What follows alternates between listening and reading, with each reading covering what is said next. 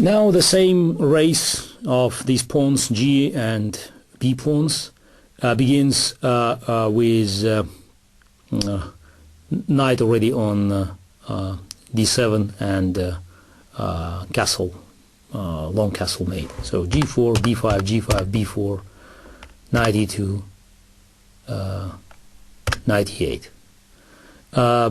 Here white had to make a decision, and it's either F4 or H4. So let's first look at H4.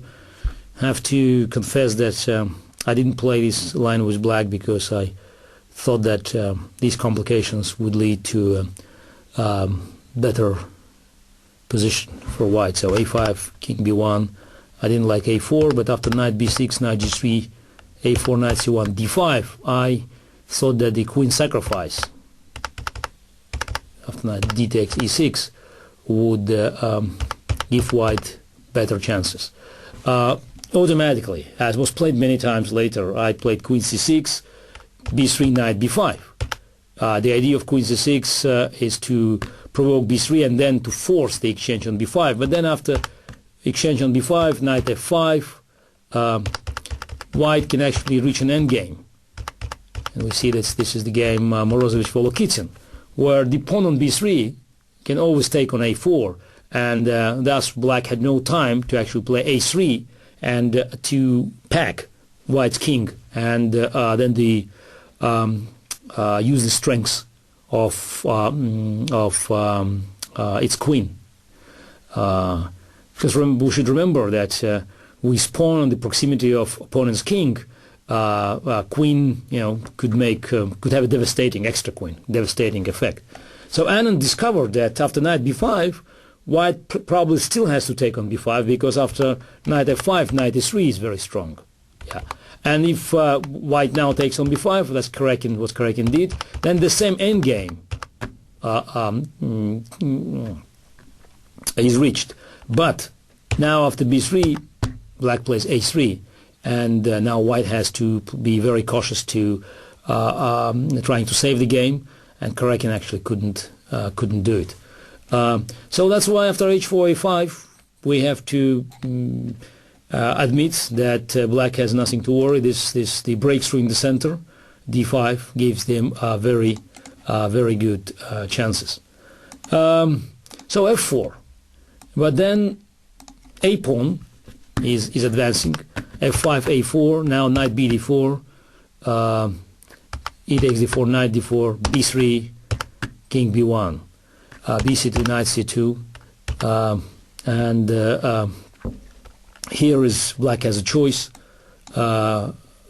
Bishop takes A2 is not probably the best move, but still its position will be quite unclear. Knight C7, F6, F6, it's playable, but probably Bishop B3, as was played many times, is the best option. A take B3, A takes knight A3. Again, position is unusual.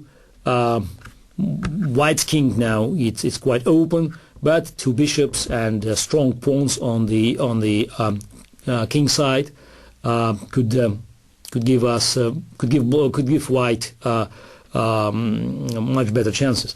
But again, it's not an end game, and as Taras used to say, that the gods created middle game before the end game, and that's we can see it. So knight E5, another option is D5. That was played by Karyakin against Hare Krishna, but I'm not sure that if Hare Krishna continued playing by taking on B3 as he did later against Volokitsyn, not to force the draw, as Hare Krishna Karyakin, then compensation is sufficient. Knight E5 is probably the most natural move.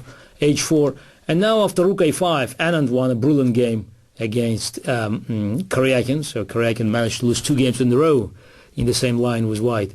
So Queen C3, Queen A8, Bishop G2, Knight C7. Brilliant sacrifice of 2 pieces and decisive attack. But Rook A5 is met by very strong Queen B4, and it's better for white, as was seen in some games, Zonta, Koloshapov or Nair Popov. You will see these games in this file. So Rook A4, it's the latest try for black. Queen G2, Queen A8, F6, Bishop D8. very, very unclear position, seen in the games Al-Modiak Tachnik and recent in 2007 Vikanze Shirov von Velevan. Shirov couldn't create real threats and was quickly crashed. So bishop d4, knight c7, and position is quite playable. So after fg7, king takes g7, bishop c4 probably was the best move, but then sacrificing exchange and bringing white's king back to the game. So we should agree that probably this line is giving black sufficient chances, and as an option, it's quite plausible one, with positions remain highly complicated and double-edged.